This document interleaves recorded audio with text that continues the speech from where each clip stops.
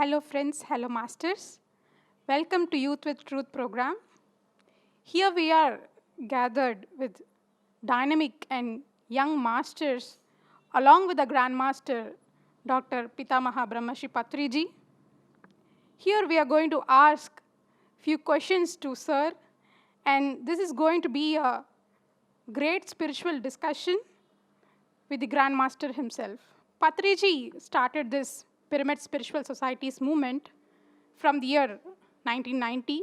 He has been the one-man army who started this movement from Andhra Pradesh, and now it has been grown into a huge, wonderful organization throughout the world. He is the spiritual scientist who introduced breath energy and pyramid energy in this new age, and thousands, lakhs of people have transformed their lives through meditation and spirituality. So, sir, a very warm welcome to you. Namaskar. My name is Divya. I am from Chennai. I am currently working as an IT engineer. Very good. My name is Tanushree. I'm studying BTech first year. BTech first year. Where? In Narayanaguda. Hyderabad. Yes, sir. Okay. Hello sir, my name is Srivani. I'm studying BTech 4th year from Vignan. From? Vignan. Vignan, Hyderabad. Yeah. Hello sir, my name is Sairago. I have recently completed my Bachelor of Fine Arts in Animation and Visual Effects near Somajigoda Yashoda Hospital, sir. Okay. DigiQuest Academy. Yeah. I am afraid to interact with all of you very educated masters. I have to do some meditation to give confidence to myself. I think we are also equally nervous, but your beautiful smile is relaxing all of us right now. I am only smiling outside. I am very tense inside. So let me do some meditation. Everybody close your eyes for 1 minute. Just close your eyes and become one with your breath. Before you do any work, it's always a compulsory thing to do meditation. Before we put a question, you must do meditation. Before you give an answer, you must do meditation. Before you sleep, you must do meditation. After you get up from your sleep, you must do meditation. Before any work, meditation. After any work, meditation. That is the message of Pyramid Spiritual Society movement. When we do meditation, we gather our energy and we gather our intelligence. When we gather our energy and when we gather our intelligence, we do our work in a much better fashion.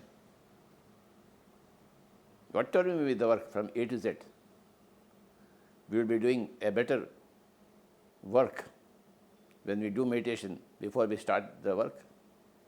So even before this interview also, this question and answer session also, we have to do meditation. And how do we do meditation? Simply close your eyes to the world outside. And we should be able to open our eyes to the inside of ourselves. Closing the eyes for the outside of ourselves is the first step. Then the second step is we have to observe our breathing. When we observe our breathing, we contact the cosmic energy sources. So we become more energetic. When we are in oneness with the cosmic energies, we receive a flow of cosmic energy into our system and a flow of cosmic intelligence. Every time you do meditation, you gain an energy boost and an intelligence boost, which are absolutely important before you take up any work. Thank you very much. Now you can proceed. Divya. Yes, sir. This was like a power boost for us before starting off the program. So the first thing I would like to ask is, I have observed that simplicity has been your theme of doing things, be it your living, be it your cooking. It would be so simple but highly tasty. And your concepts, spiritual concepts, are very simple and straightforward. But when it comes to applying, it is very much effective. So do you think is simplicity the ultimate theme that anyone should undertake? You put it very rightly. The mind is a very complicated thing. The soul is a very simple thing. You know, since your birth, since your upbringing, you have gathered a mind. You didn't gather a soul. And mind is a very complicated thing. Mind is a very powerful thing, very complicated thing. It wants to think about 100 things, 1,000 things at a time. Okay? But soul is not like that. Soul is very simple, very, very simple. So, meditation makes you a candidate of the soul, not a candidate of the mind. When you are a candidate of mind, you are very, very complicated. You are anti-simple. But when you are a candidate for soul, you become a candidate for simplicity. Simplicity automatically comes into your life. It becomes your natural habit and habitat. When you go away from your mind and go into your soulhood, when you understand your soul, which is eternity, which is infinity. Mind is temporary, but soul is eternity. Mind is very fickle, whereas soul is all powerful. Mind is separate, soul is one with all. So, as a result of meditation, your mind gets dissolved and your soulhood comes into prominence. You automatically become simple. You don't have to practice simplicity.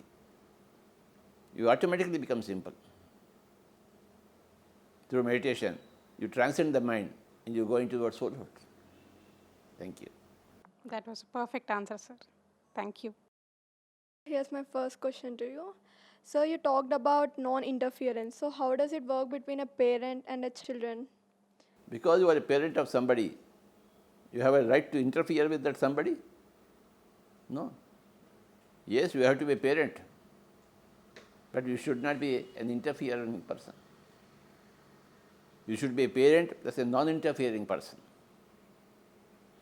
That's why enlightenment comes in. And parents are not enlightened. They keep on interfering. As Khalil Gibran said, your children are not your children. They come through you, not from you. You only house their bodies. Don't try to tame their minds. So, this statement from Khalil Gibran is very important for every parent. This statement comes from a book called The Prophet by Khalil Gibran. I want you to read that book. Right? You will become highly enlightened when you read Khalil Gibran's The Prophet book concerning your question. Yes. How does one obtain true peace? Is there any false peace? Peace is peace. There is no false peace and there is no true peace. Peace is obtained through losing your mind and gaining your soul. Peace is lost. The paradise is lost when you are with your mind. Mind is a product of the society. The society gives you a mind. The society gives you a strong mind, which removes all your peace. But you have to dissolve your mind, then get into soul, then you will have all the peace. As Jesus said, you will have the peace that which passeth understanding. A beautiful peace you will have when you transcend your mind and go into soulhood. All questions come from the mind, all the answers come from the soul. And before meditation, everybody is a mind person. And after meditation, everybody is a soul person. Understand? That's why we want meditation for everybody. Before meditation, you are stuck up in the mind. But after meditation, you become released in the soul. When you are stuck up in the mind, how can you have peace? When you are released from the mind, how can you not have peace? What you have is only peace when you are released from your own mind. It is your mind which is troubling you. It is your mind which is restricting you. And that mind has been given to you by your society. A Hindu society gives you a Hindu mind, a Muslim society gives you a Muslim mind. A lady's body will give you a lady's mind, a gent's body will give you a gent's mind. and all are at loggerheads. One mind is fighting with other minds. That is the nature of the mind. But when you start meditation, the mind gets dissolved and you go and reach your soulhood. Then the problem is over. The problem is always with the mind. The solution is always with the soul.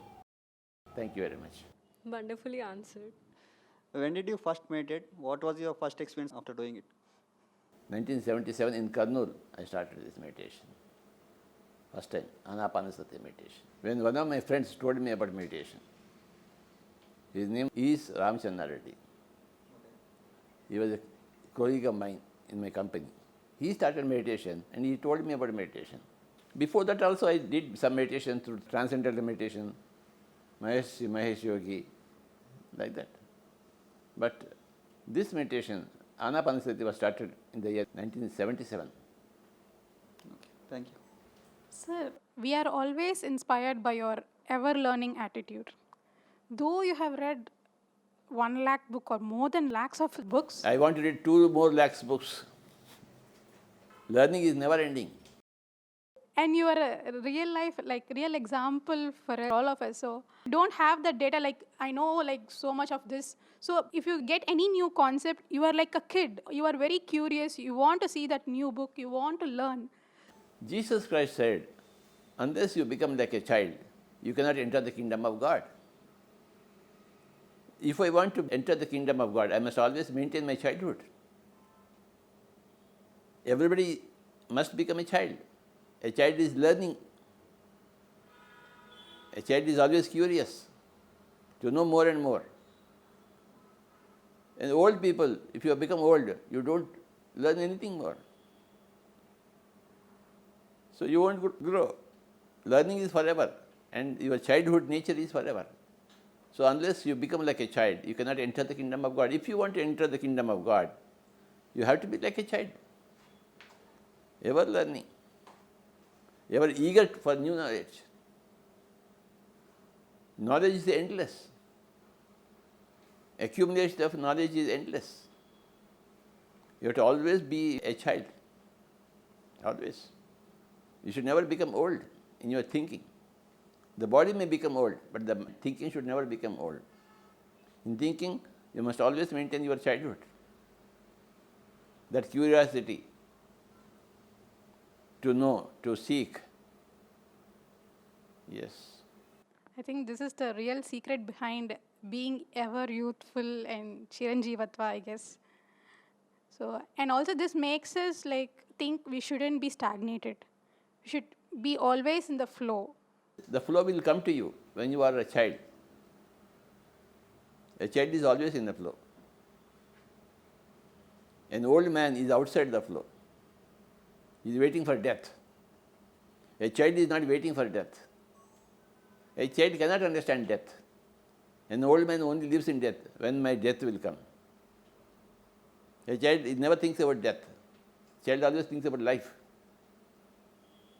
Evening, what should I do? Which movie I should go? Which ice cream I should eat? Okay. A child is never worried. An old man is worried. Exactly. Isn't it? Yes. Thank you. Thank you. What about cooking and serving the food to others makes you like it so much? Cooking is my very great hobby. Okay. I like to cook. I like to experiment with cooking. I want to change my cooking every time I cook. See what is the result. And in cooking also, the simplicity counts. The simpler the cooking, the better it is. So cooking is a great art and science. And serving is also a great art and science. You have to consciously learn the art and science of cooking.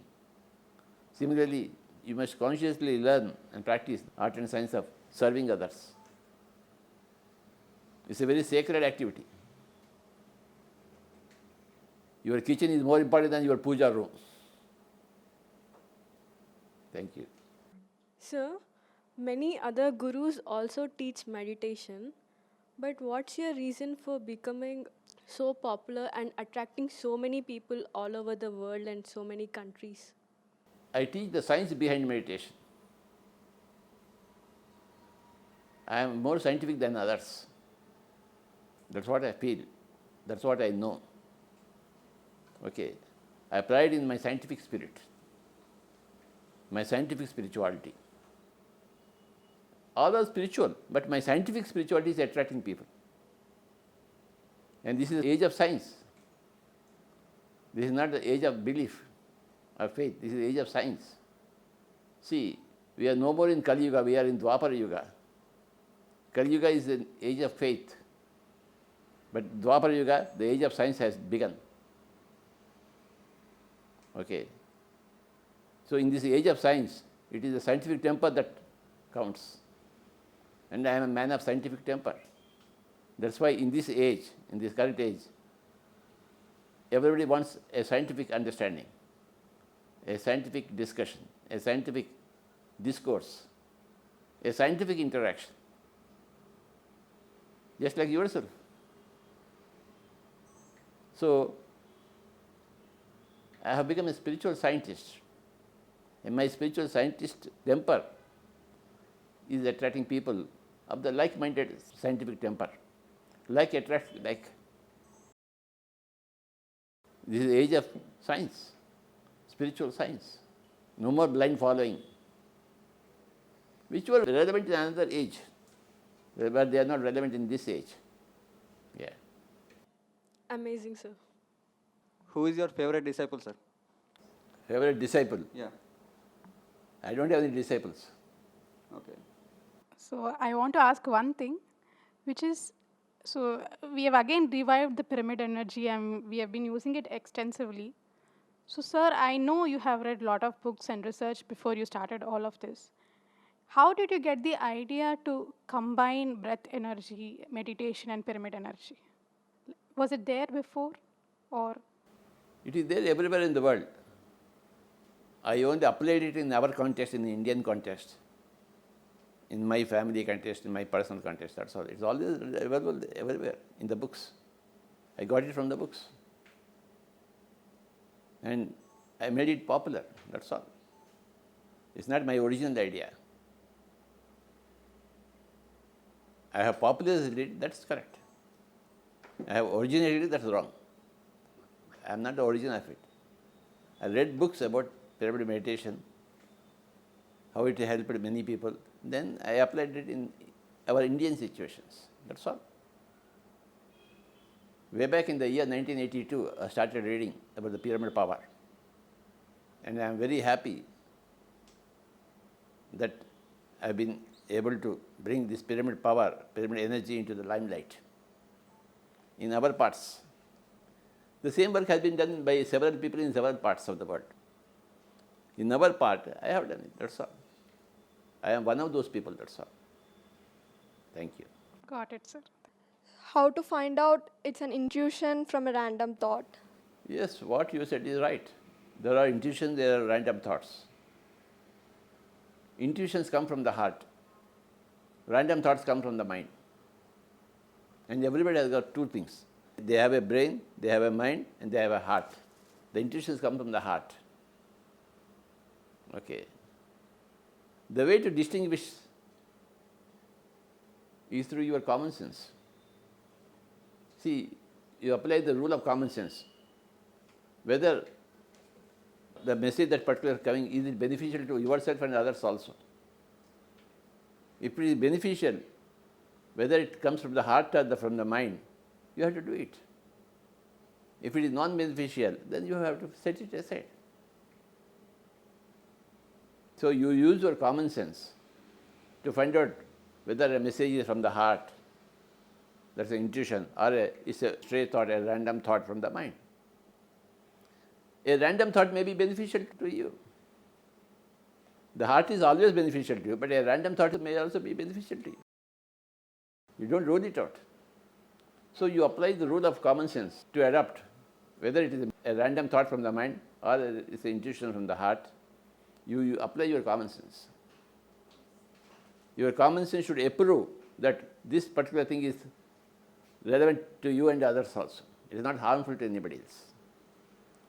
So it should pass the test of common sense. Sir, When and how did you get the thought of combining meditation with pyramids? Right from the book I have read, Pyramid Power, 1982, The Secret Power of Pyramids by Bill Schul. There, they have mentioned how they do meditation in the pyramid also. Many cases, histories. So I have read all those histories way back in the year 1982 through that book. Then I came to know about it.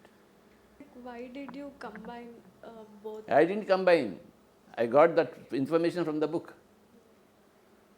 I didn't get that idea myself. I popularized that idea, that's all. Don't give me too much credit, which I don't deserve. Sir, while doing meditation, why should we sit in cross-legged manner? Why should we not sit? You want to sit like this? It's a horrible way. There's some decency required. When you do like this meditation, are you a decent fellow? No. No. So some decency required. This is very decent. I am not for indecent meditation, I am for decent meditation. So be decent. This is a very decent posture. I can also meditate like this. Sorry. See, when you are sitting, when you are dining, you should do it decently. Isn't it? When you are giving a public lecture on the mic, you must do it decently. Okay. You can do the same work without decency also. Isn't it? When you are sleeping, you can sleep like this. It's not a decent way. You are sleeping, but this is not a decent way of sleeping. So, I am for a very decent way of meditation, like this. Okay. That's all. We all observed that you are also a great example of be a Roman when you are in Rome. What is the importance of this concept? How everyone should apply it? Be a Roman when you are in Rome. If you go to a temple, everybody is leaving their shoes outside. You want to go with the shoes inside? No. Okay. So you also leave your shoes outside the temple and go with barefooted. But in the church, people go with their shoes. So I go with my shoes. I don't remove my shoes in the church. In the church, they don't follow, they don't care for that. But in the temple, we care. So, be a Roman in Rome. Be a Hyderabadian in Hyderabad. Be a Chennai fellow in Chennai. In a temple, remove the shoes. In a church, go with the shoes. Follow the culture. Wherever you are, follow the culture. See, I go to a temple, the pujari puts tilak in my head. I say, please put it. That's my culture. But normally, I don't like it. But in a temple, if he does it, I accept it. That is called being a Roman in Rome. Not being a Roman in Hyderabad. Not being a Hyderabadi in Rome. Be a Hyderabadi in Hyderabad, be a Roman in Rome, be a New Yorkian in New York, be an Andromedan in the Andromeda galaxy. That's a very important principle. You must flow with the life around, not go against the flow in the life around. If you are going to a Hindu temple, remove your shoes. If you are going to a church, go with the shoes. Don't remove your shoes. Both are equally correct. Right? Thank you, sir. Sir, how do you know the answers to our every question, sir? This is a good question. So I need a good answer for myself. I don't know. I just open my mouth. Something comes out and you have to appreciate it. There's no other go for you. Whatever answer comes, you have to appreciate it. Because every time you put the same question, a different answer comes from me. I don't repeat my answer. For example, this person asked about meditation posture, I gave a different answer. Isn't it? Yes. Whenever I am giving an answer, I want to surprise myself. I don't want to give the same answer that I have given at other times to other people for the same question. My mind works over time and gives a new answer to me. And I open my mouth and release that new answer. And I'm happy with every time I open my mouth, something new is coming from my mouth. I'm amazed at myself, yeah, really, truly. This fellow is a very truly amazing fellow. For the past 40 years, I am constantly, this fellow is amazing me, with always giving a new answer to the same old question by a new person. What to do? Enjoy it. Sir, what are all we afraid of, and why are so many people depressed? We are afraid of a thing which doesn't exist. That's the whole problem. Our fears are baseless. They don't have a base. They are baseless fears. They are baseless anxieties. When you come into meditation, you understand that all your fears earlier were all baseless, idiotic. Any kind of fear is baseless. The mind fears, the soul doesn't fear. The soul is eternity. So fearfulness comes from the mind and fearlessness comes from the soul. The transition from the mind to the soul is enlightenment, is meditation. So there are no fears. All fears are baseless. Lock, stock and barrel. All fears are baseless. Oh, I am going to die. It's a baseless fear. Because you are not going to die.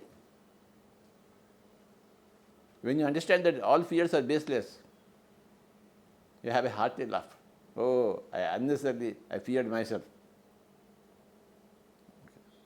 You have a hearty laugh. All fears are baseless. When you realize that, you are enlightened. If you are still fearful of something, you are not yet enlightened.